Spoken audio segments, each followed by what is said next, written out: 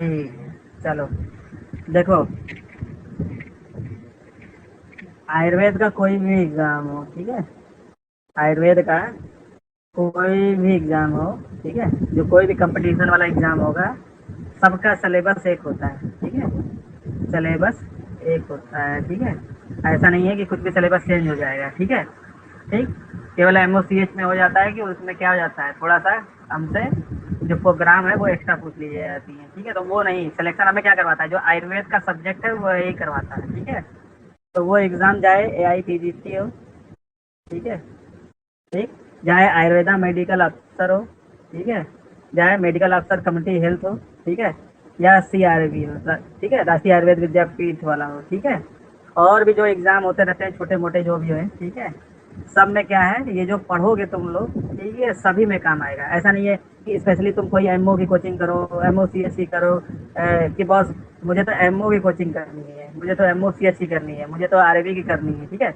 या जैसे मान लो कोई लड़का अगर थर्ड ईयर है या फोर्थ ईयर है, ठीक है, तो उसको भी यही काम आएगा। ये कैसे काम आएगा, क्योंकि जो सिलेबस होता है वो सिलेबस कौन सा होता है, फर्स्ट ईयर होता है। उसमें जो हम लोग जो हमारे एग्जाम में पूछा जाता है वो कौन कौन से सिलेबस होते हैं, जो फर्स्ट ईयर के सिलेबस पढ़े रहते हो वो पूछा जाता है, सेकेंड ईयर पूछा जाता है, थर्ड ईयर और फोर्थ ईयर, इसी को मिला के पूरे एग्जाम में।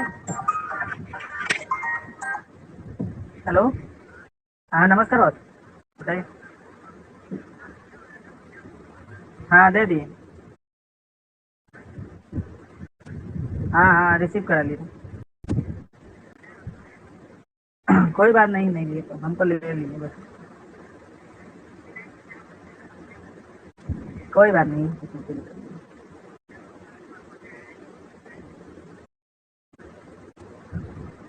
ठीक है बात, ठीक है बात, अभी क्लास ले रहे थे ना। ठीक है, ठीक है। तो सिलेबस क्या होता है, जो हम फर्स्ट ईयर में पढ़ते हैं, सेकंड ईयर में पढ़ते हैं, थर्ड ईयर में पढ़ते हैं, फोर्थ ईयर में पढ़ते हैं, वही हमारा सिलेबस होता है। थोड़ा सा उसका लेवल थोड़ा सा ज़्यादा होता है, ठीक है। तो जो थर्ड ईयर का स्टूडेंट है अगर वो कोचिंग कर रहा है तो उसको थर्ड ईयर वाले सिलेबस मिलेंगे तो वो फ़ायदा करेगा उसे। फोर्थ ईयर वाला है तो फोर्थ ईयर में फ़ायदा करेगा। तो इसलिए ये कहा जाता है कि जितना जल्दी कोचिंग पकड़ लो, ठीक है, वो तुम्हें फ़ायदा ही करेगा और तुम्हारा मजबूत ही होता है, ठीक है। तो सबके लिए ये लाभकारी है जो हम लोग पढ़ेंगे, ठीक है। मतलब पढ़ाई करना कोई नुकसानदेह नहीं है, ठीक है। पहला चीज़ ये हमें पता चल गया, ठीक है। अब दूसरा चीज़ हम पढ़ेंगे कैसे, ठीक है, आगे सर सब कहाँ आ पाएंगे अभी।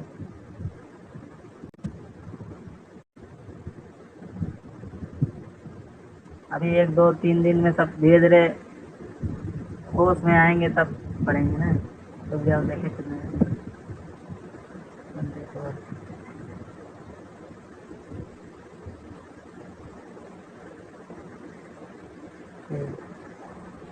ठीक है, अब दूसरा चीज़ हमें पढ़ना क्या है, ठीक है, क्या क्या चीज़ें पढ़नी चाहिए हमें तैयारी करने के लिए, क्या क्या चीज़ें पढ़नी चाहिए, ठीक है। तो जो पुराने स्टूडेंट होंगे उनको सबको पता ही होगा, ठीक है, मैं क्या कहता हूँ। और देखो मैंने उसे प्रूफ भी किया, ठीक है, ऐसा नहीं है कि जो पढ़ाया गया, देखो सिलेक्शन कितने से चाहिए तुम देख लेना, जो रिजल्ट आएगा जिसके 120 में से, ठीक है, ठीक, 70 60 से 70 के बीच में जिनकी जिनके होंगे, ठीक है, बहुत ज़्यादा होगा तो समझ लो 62 से 70 के बीच में जिसके सही हो जाएंगे सब सेलेक्ट हो जाएंगे, ठीक है, यूपी में, ठीक है, यूपी में उनको सीटें पक्की हो जाएंगी, ठीक है। और वही हमें लाना होता है, ठीक है। तो मैंने तुम लोगों को क्या बताया है, मैंने तुम लोगों को बताया जितनी संहिताएं हैं हमारी, ठीक है, चरक है, सुश्रुत है, वाग्भट है, ये हमारी तीन मेन है, ठीक है, बाकी सब छोटी छोटी है। इनको पढ़ाया जाएगा, आपको किताब से पढ़ाया जाएगा, ठीक है। और आपको किताब कई बार पढ़ाया जाएगा और आपको कई बार पढ़ना है, ठीक है। एक बार खत्म किया फिर दोबारा पढ़ना है, तिबारा पढ़ना है, चौबारा पढ़ना है, ठीक है। जितनी बार पढ़ाया जाए वो तो पढ़ना ही है और खुद से भी पढ़ना है जो पढ़ा दिया जाए आपको, ठीक है। एक चीज ये करना है, ठीक है। दूसरा क्या है, पारिक, ठीक है। लोग बोलते हैं पारिक से क्वेश्चन नहीं आता, लगाते ही नहीं है वो उस तरीके से, ठीक है। इसलिए मैंने क्वेश्चन लिख के भेजे थे जो मैंने मॉडल पेपर में पूछे थे, और पारिक के जो क्वेश्चन थे वो सारे मैंने लिख के भेजे थे कि ये देखो क्वेश्चन जाके खोजोगे सब मिलेंगे उसमें, जब लगाओगे तब ना। मैंने क्या कहा था, मैंने कहा था पारिक पढ़ना है जो पढ़ाया जाएगा अभी, ठीक है, ये भी पढ़ाया जाता है, पारिक भी पूरा पढ़ाया जाता है आपको, ठीक है। तो ये पढ़ाया जाएगा, जो पढ़ाया जाए उसको पढ़ना है, ठीक है। साथ में क्या करना है, जितने मॉडल पेपर सब दिए हुए हैं किसी को भी नहीं छोड़ना है। ये नहीं कि केवल एआईपीजीटी वाला ही लगाऊंगा, ऐसा नहीं है, ठीक है। कहीं के भी एग्जाम का हो, एमओ का हो, कुछ का भी हो, जो भी तारीख में जितने भी क्वेश्चन दिए गए हैं, ठीक है, उन्हें धीरे धीरे करके आपको लगाने रहते हैं, ठीक है। मैंने और क्या बोला है कि दूसरी कोई गाइड नहीं लगानी है, ठीक है, दूसरी कोई गाइड नहीं लगानी है। केवल अगर लगाना चाहते हो तो सुश्रुत के लिए सुश्रुत चंद्रिका लगाओगे, ठीक है। तो लगाने वाले क्वेश्चन हमारे पास दो हो गए, एक सुश्रुत चंद्रिका लगाना है और एक पारीख के क्वेश्चन लगाने हैं। इसके अलावा कुछ नहीं लगाना है, ठीक है। जो लगाया होगा वो पछता रहा होगा कि मैंने केवल समय बर्बाद किया, ठीक है। ठीक। ठीक। तो दोबारा फिर से गलती नहीं करना है, और जो नए बच्चे हैं उनको गलती करना ही नहीं है, ठीक है। तीसरा काम क्या करना है, जो मैं नोट्स देता हूँ, ठीक है, जो नोट्स देता हूँ जितना देता हूँ उतना ही पढ़ना है, ठीक है। ठीक। बस यही तीन काम करना है और सिलेक्शन हर एग्जाम में लेना है तुम्हें, ठीक है। दिमाग को एकदम शुद्ध रखो कि हमको इतना ही पढ़ना है, ठीक है, इतना पढ़ना है और इतने में सिलेक्शन लेना है, ठीक है। ठीक। बहुत से लड़के बहुत बढ़िया करके आए जिन लोगों ने बात मानी है, और कुछ लोगों को तो ये लग रहा है कहाँ से पूछा था, बहुत कठिन पूछा था। मैंने क्या कहा, मैं क्या बताता हूँ तुम्हें, मैं बोलता हूँ कि 120 क्वेश्चन आएगा, ठीक है, उसमें से तुम्हें 30 क्वेश्चन मान लो जो कि तुम्हें पता ही नहीं चलेगा कि ये आया कहाँ से है, ठीक है। मेरे पास बचते हैं 90 क्वेश्चन, इन्हीं 90 को लगाना है, जिसमें से तुम्हें, इस 90 में से तुम्हें कम से कम 55 से 60 क्वेश्चन जो होंगे वो तुम मतलब अच्छे से तुम्हें आते होंगे, उनको गलत नहीं करने हैं, ठीक है। और बाकी बचते हैं जो 30 में तुक्का भी मारोगे तो भी 10, 2 4 5 तो सही होंगे, बस सेलेक्ट हो जाओगे, ठीक है। तो ये तरीका अपनाओगे, तैयार रहोगे मेंटली तब, और जितनी बातें बताई जाए उतना करना है तुम्हें, ठीक है। जो जो पढ़ाया जाए, जो जैसे पढ़ाया जाए उसको पढ़ना है, ठीक है। ठीक। आवाज आ रही है, ठीक है। तो देखो कुछ चीजें पढ़ते हैं हम लोग, ठीक है।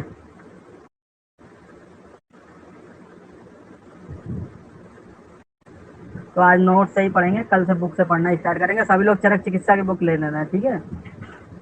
तो देखो लिखा गया है कि गॉड ऑफ आयुर्वेदा किसको बोला गया है, धन्वंतरी जी को बोला गया है, ठीक है, धन्वंतरी जी को बोला गया है गॉड ऑफ आयुर्वेदा, ठीक है।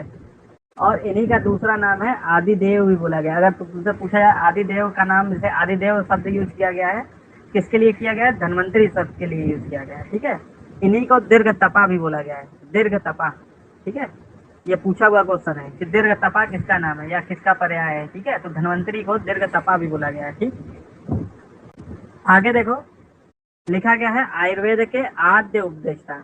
अब तुमको ये सब बड़े क्वेश्चन बड़े सिंपल लग रहे होंगे, ठीक है, और यही जब एग्जाम में पूछ लिया जाएगा तो तुम्हें कठिन लगेगा, क्यों, थोड़ा सा अंतर है, देखो। आद्य उपदेष्टा और मूल उपदेष्टा, ठीक है। तो आयुर्वेद का आद्य उपदेष्टा किसको बोला गया, ब्रह्मा जी को बोला गया है, ठीक है। और मूल उपदेष्टा किसको बोला गया, पुनर्वसु आत्रेय को बोला गया है, ठीक है। तो दोनों को मतलब समझ रहे हो, ठीक है, रख लो, अभी रख लो, ठीक। कि आयुर्वेद का आद्य उपदेष्टा किसको बोला गया है, ब्रह्मा जी को बोला गया है। और मूल उपदेष्टा अगर आपसे पूछा जाए तो पुनर्वसु आत्रेय को बोला गया है, ठीक है। ठीक। आगे देखो क्या लिखा गया है कि ब्रह्मा ने 1000 अध्याय और 1 लाख श्लोक वाली एक ब्रह्म संहिता, इसी को प्रथम संहिता का निर्माण किया था, ठीक है। किसने किया था, ब्रह्मा जी ने किया था, ठीक है। अच्छा, 1 लाख श्लोक वाली एक और संहिता है, कौन सी, गोरक्ष संहिता, ठीक है। किसने लिखी है, गोरखनाथ ने लिखी है। तो इसमें भी 1 लाख श्लोक है और ये 12वीं सदी की है, ठीक है। तो ऐसा नहीं कि केवल ब्रह्म संहिता ही है, गोरक्ष संहिता भी है 12वीं सदी वाली, ठीक है। लेकिन प्रथम ब्रह्म संहिता किसको बोला गया, ब्रह्मा जी ने जो निर्माण किया था ब्रह्म संहिता, उसको बोला गया, ठीक है। अगर तुमसे कोई क्वेश्चन पूछा जाए कि फर्स्ट लेडी फिजिशियन किसको बोला गया है, ठीक है, स्त्री चिकित्सक, ठीक है, तो सरस्वती जी को बोला गया है, ठीक है। फर्स्ट लेडी फिजिशियन किसको बोला गया है, सरस्वती जी को बोला गया है। प्रथम देव भिषज, ठीक है। ठीक। और देवा नाम भिषजो, दोनों देखो अलग अलग हैं। प्रथम देवता देव भिषज किसको बोला गया, शंकर जी या युद्ध रुद्र या उन्हीं का पर्याय होता है ना, शंकर जी को रुद्र भी बोलते हैं, ठीक है। और देवा नाम भिषजो किसको बोला गया, अश्वनी कुमारों को बोला गया है। और ये अश्वनी कुमार दो लोग थे, एक क्या थे, नासत्य और दृश्य, ठीक है। ये दो नाम है, ठीक है। ये दो थे, अश्वनी कुमार नहीं होता है, अश्वनी कुमारों होता है, कुमारों मतलब दो है, ठीक है। अच्छा, एक होती है नासत्य संहिता, ठीक है। अब इसी से रिलेटेड क्वेश्चन है, ये रसशास्त्र की है, ठीक है। मतलब ये जो नासक संहिता है ये रसशास्त्र पे बनी हुई है, ठीक है। नेक्स्ट आ जाओ दर्शन के बारे में। वैसे तो दर्शन हम लोग डिटेल में पढ़ेंगे, लेकिन यहाँ पर थोड़ा सा दिया गया है, इसको पढ़ लो, ठीक है। इतिहास में दिया गया है तो इसे पढ़ लो, ठीक।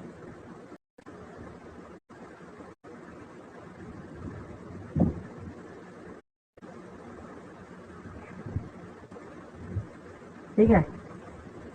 तो देखो क्या लिखा गया है, तुम लोग जानते ही हो, ठीक है। एक होता है नास्तिक दर्शन और एक होता है आस्तिक दर्शन, ठीक है।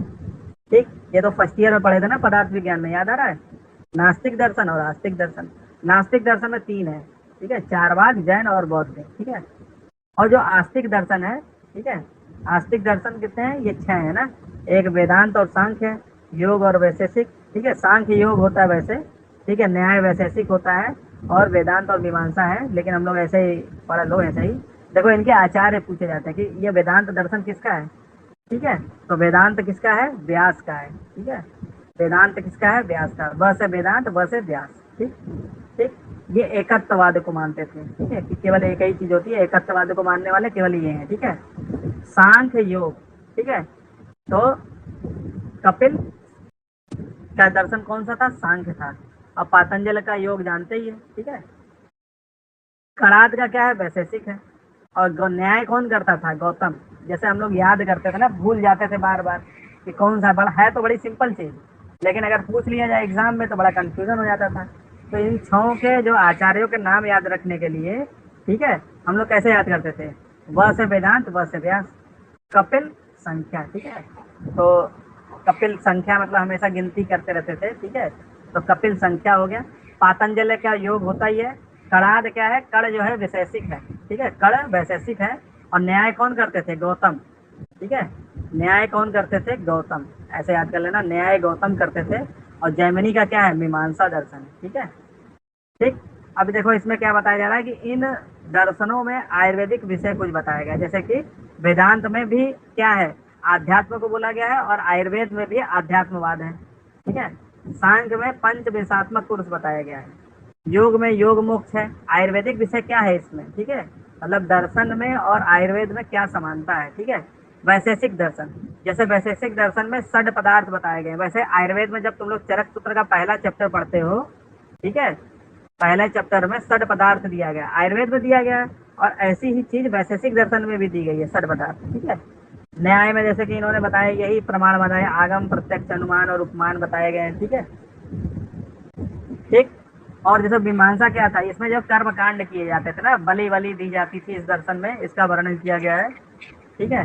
यज्ञ, रसायन, मंत्र, हवन इत्यादि का वर्णन किया गया है, ठीक है। ठीक,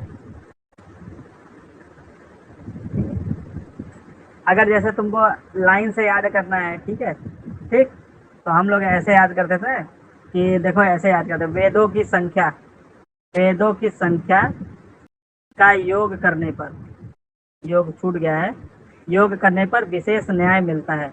वेदांत दर्शन, सांख्य दर्शन, योग दर्शन, वैशेषिक दर्शन, न्याय दर्शन, और मिलता है मतलब मीमांसा दर्शन। ये ऐसे क्यों याद किया हम लोगों ने?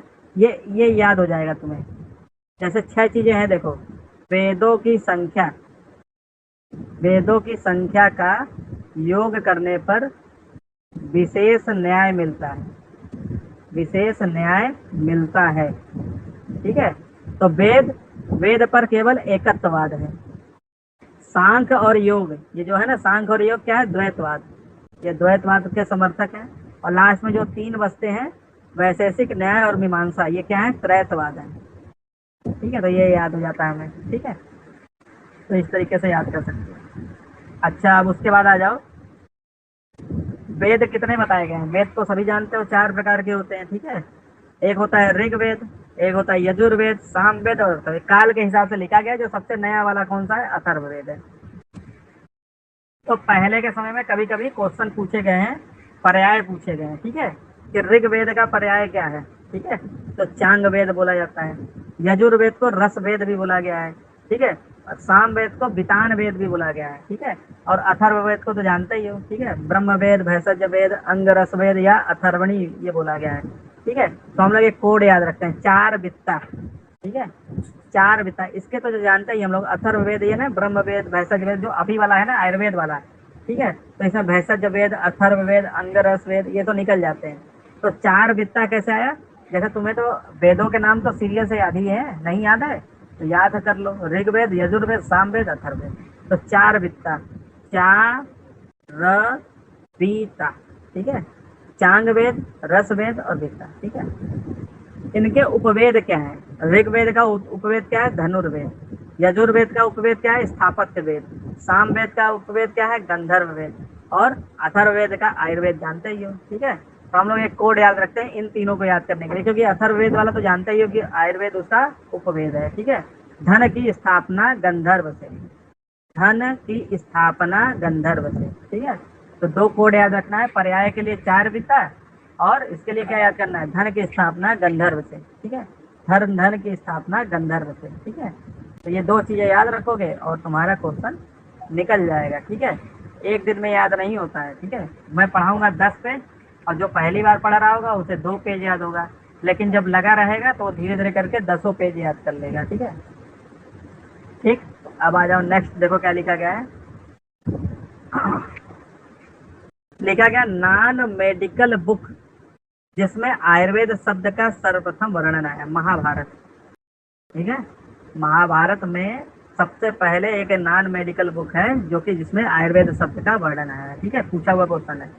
काश्यप ने आयुर्वेद को पंचम वेद माना है, ये भी क्वेश्चन पूछा गया है कि किस आचार्य ने आयुर्वेद को पंचम वेद माना है, ठीक है। ठीक, नेक्स्ट आ जाओ।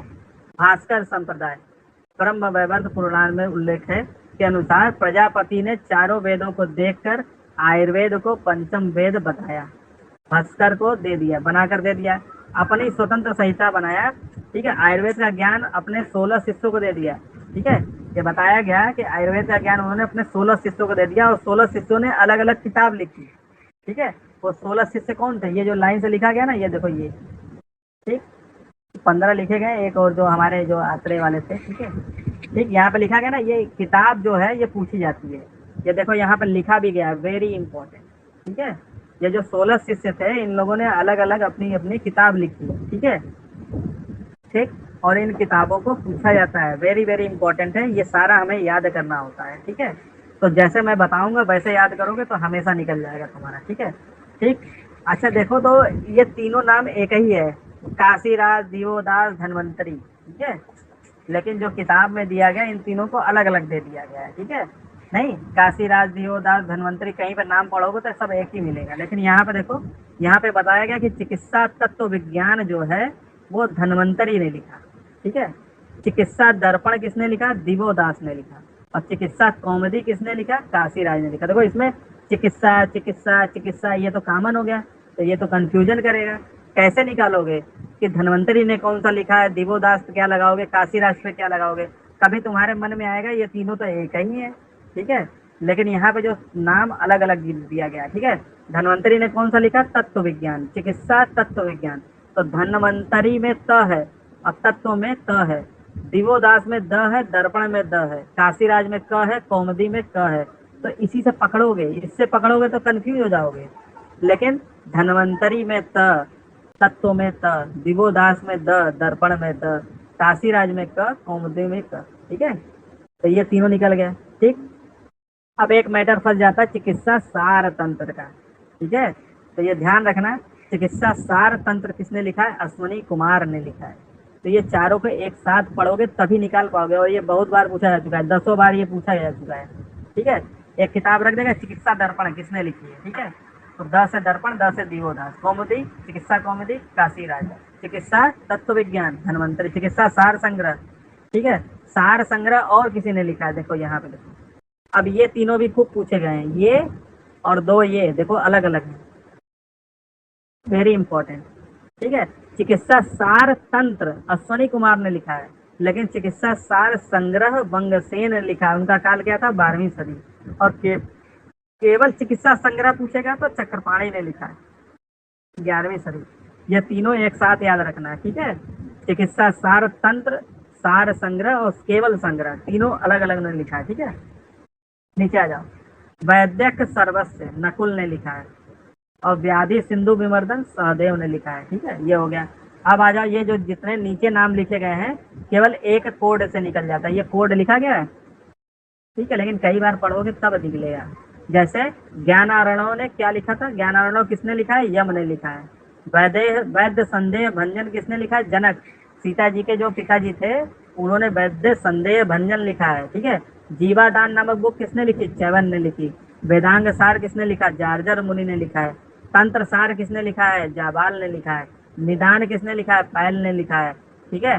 और ठीक, आगे देखो, तो ये देखो लिखा गया है, एक कोड लिखा गया है, इन सभी को, ये सब भी पूछे गए, सब पूछे गए हैं, 16 के 16 सब पूछे गए हैं, ठीक है। तो हम लोग एक कोड याद रखते हैं, यम को ज्ञान था, यम को ज्ञान था, यम को ज्ञान मतलब ज्ञान से 11 किसका है? यम का। जनक को संदेह, यम को ज्ञान था, जनक को संदेह, जनक का क्या है? संदेह, जनक का संदेह। च्यवन को जीवन, च्यवन को जीवन, जीवादान किसका है? च्यवन का। जार्जर का वेद, जार्जर का वेद, चार्जर का वेद, ठीक है। और उसके बाद क्या है? चार्जर का वेद पाठ या जाबाल के तंत्र से किया है। एक कहानी की तरह बना दिया गया है कि ये कम से कम 5 बुक जो बार बार पूछी जाती थी हमें याद हो जाए। यम को ज्ञान था कि जनक को संदेह है कि च्यवन को जीवन जार्जर के वेद पाठ से मिला है या जाबाल के तंत्र से मिला है, ठीक है, समझ रहे हो। यम को ज्ञान था और जनक को संदेह कि च्यवन को जो जीवन मिला है जार्जर के वेद से मिला है या जाबाल के तंत्र से मिला है। तो ये पांचों हमें याद हो जाते हैं, ठीक है। तो इस तरह से याद कर लेना। नेक्स्ट आ जाओ, द्वैत निर्णय तंत्र अगस्त या कुंभ संभव। सर्वधर किसने लिखा है? कवथ या करौ ने लिखा है। और सर्वसार बुद्ध या चंद्रसूत ने लिखा है, ठीक है। यहाँ तक सभी को समझ में आया? किसी को कोई कंफ्यूजन हो तो पूछो, नहीं तो आगे बढ़ते हैं, ठीक है। सभी को समझ में आया? किसी को कुछ पूछना है तो माइक ओपन करके पूछ लो, नहीं तो हम लोग आगे बढ़ते हैं। जितना बताया अभी, देखो मेरे साथ साथ पढ़ते रहोगे, जो जो मैं पढ़ाऊंगा तो बहुत चीजें आसान होंगी, ठीक है। आप सोचोगे कल पढ़ूंगा, कल याद करूंगा, ठीक है, तो याद कर सके तब तो। जो कोड बता रहा हूँ, जैसे बता रहा हूँ वैसे याद रखो, सारी चीजें धीरे धीरे करके याद हो जाएंगी, ठीक है। किसी को नहीं पूछना है? चलो आगे बढ़ते हैं। तो कहाँ गया, ठीक है। तो देखो क्या लिखा गया है, व्यासकृत चरण विभु प्रस्थान वेद संक्रोत आयुर्वेद को ऋग्वेद का उपवेद मानते हैं। ये लोग जो थे इन्होंने आयुर्वेद को ऋग्वेद का उपवेद माना है, ठीक है। एक कॉन्सेप्ट इनका आ गया। लिखा गया भारतीय वांग्मय में इतिहास पुराण को पंचम वेद माना गया है और वैदिक वांग में ऋग्वेद को प्राचीनतम ग्रंथ माना जाता है, ठीक है। ये सब ऐसे ही पढ़ लेना है, ठीक है। नेक्स्ट आ जाओ, क्या लिखा गया? आयुर्वेद के पर्याय बताए गए, ये कई बार पढ़ोगे तुम। आयुर्वेद के पर्याय क्या क्या है? शाखा है, विद्या है, सूत्र है, ज्ञान है, शास्त्र है, लक्षण है, तंत्र है। ये सब आयुर्वेद के पर्याय हैं, ठीक है। ये जो लक्षण शब्द है वो 3 चीजों का पर्याय होता है, एक आयुर्वेद का, एक रूप का और एक मेड्र को भी लक्षण शब्द से डिनोट किया जाता है, ठीक है। नेक्स्ट आ जाओ, क्या लिखा गया है? वैदिक वांग्मय में 4 खंड है, ठीक है। ठीक, ये भी क्वेश्चन पूछा गया है। वैदिक वांग्मय में जो वैदिक वाले जो मतलब जो लिटरेचर था वो उसके 4 खंड थे। एक संहिता था, एक ब्राह्मण, उपनिषद और वेदांग, ये 4 चीजें थी, ठीक है। वेदांग कितने होते हैं? 6 होते हैं, ये भी पूछा गया है। शिक्षा, कल्प, व्याकरण, निरुक्त, छंद और ज्योतिष, ठीक है, पूछा हुआ क्वेश्चन। ये जितनी शब्द लिखे हैं, स्क्रीन नहीं चल रही थी। अच्छा, अभी चल रहा है? हाँ, बात आ गई है। अच्छा ठीक। फिर देखो क्या लिखा गया है, वेदों के अंतिम भाग को उपनिषद कहते हैं, ठीक है। वेद के अंतिम भाग को उपनिषद कहते हैं और इनकी संख्या कितनी होती है? 108 है। ये भी पूछा गया कि कितने उपनिषद होते हैं, तो 108 होते हैं। उसमें से प्रमुख उपनिषद क्या है? 11 होते हैं, ठीक है। ठीक, और ये 11 कौन? देखो नीचे लिखा गया, ईश, केन, ऐत्रेय, छांदोग्य, कर। प्रश्न पूछा गया मंडूक, मांडुक्य, तैत्तिरीय। ये पूछेगा कि ये क्या है, तो ये क्या है? एक उपनिषद का नाम है, ठीक है। आगे देखो लिखा गया, मंत्रों के समूह को क्या बोलते हैं? संहिता बोलते हैं, ठीक है। मंत्रों के समूह को संहिता बोलते हैं, ठीक है। नेक्स्ट आ जाओ, ये सब क्वेश्चन तो बहुत बार पूछा गया है कि अश्वनी के हाथों में क्या है? अरे फोटो देखते हो, धन्वंतरी भगवान का फोटो देखते हो तो हाथ में उनके क्या है? एक कलश रहता है, उस कलश में क्या है? अमृत है, अमृत कलश है। धन्वंतरी के हाथों में अमृत कलश होता है, जबकि अश्वनी कुमार के हाथों में मधु कलश होता है। ये भी क्वेश्चन पूछा गया है, ठीक है। सबसे बड़ा कंफ्यूजन होगा किसमें मधु लगाए, किसमें अमृत लगाए, ठीक है। तो ध्यान रखना, अश्वनी के हाथों में मधु कलश और धन्वंतरी के हाथों में अमृत कलश, ठीक है। कुछ किताब है नीचे और भी देखो, जैसे सिद्धांत निदान किसने लिखा है? कई बार पूछा हुआ क्वेश्चन है, गणनाथ सेन का है, ठीक है। और इन्होंने और कौन सी एक बुक लिखी है, प्रत्यक्ष शारीर भी लिखी है, ये गणनाथ सेन ने सिद्धांत निदान और प्रत्यक्ष शारीर दोनों लिखा है। अंजन निदान कई बार पूछा जा चुका है, अंजन निदान अग्निवेश का है, अ से अंजन अ से अग्निवेश। हंसराज निदान, ये निदान निदान ही है। बिशक चंद्र चित्तोत्सव, हंसराज चतुर्सती भी इन्होंने लिखा है, ठीक है। फिर देखो पुष्कर गुग्गुल अर्जुन और अमृत कलश किसमें होता है, ठीक है, आईएसडी में यूज होता है, ठीक है। और करवीर और डिजिटलिस सीसीएफ। नेक्स्ट आ जाओ। अब देखो लिखा गया है वेदों में आयुर्वेद, ठीक है, ठीक, वेदों में आयुर्वेद। इसको एक बार मैं तुम लोगों को ग्रुप में भेज दूंगा, इसको थोड़ा सा पढ़ के आना, फिर मैं पढ़ाऊंगा। और आज इतना ही रखते हैं, कल से बुक ले आओ तो चरक चिकित्सा स्टार्ट करेंगे और थोड़ा थोड़ा इतिहास पढ़ते रहेंगे, ठीक है। आज पहला दिन है इसलिए आज थोड़ा कम ही पढ़ेंगे, ठीक है, ठीक। तो आज इतना ही रखते हैं।